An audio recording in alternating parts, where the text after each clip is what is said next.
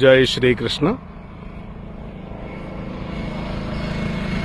ద్వారకాధీశుడి జెండా, ద్వారకా శిఖరం మీద ఎగురవేసేటువంటి ఈ జెండా ఈ రోజున ఆశ్రమానికి చేరింది.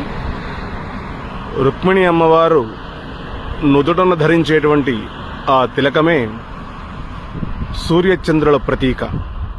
ప్రత్యక్ష దైవం అయినటువంటి ఆ సూర్య భగవానునికి, చంద్ర భగవానుని ప్రతీకగా అమ్మవారు, రుక్మిణి అమ్మవారు నుదుటను తిలకం ధరిస్తారట. ఈ విధంగా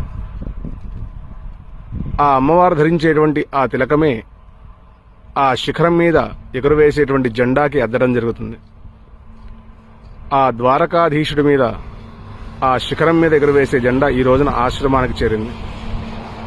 20 అడుగుల ఎత్తుతో 40 అడుగుల వెడల్పుతో ఉండేటువంటి ఈ జెండా ఎంత చక్కగా కనువిందు చేస్తుందో, ఆ పక్కనే జాతీయ జెండా ఎంత చక్కగా కనువిందు చేస్తుందో ఆశ్రమ ప్రాంతంలో అందరూ చూస్తున్నారు.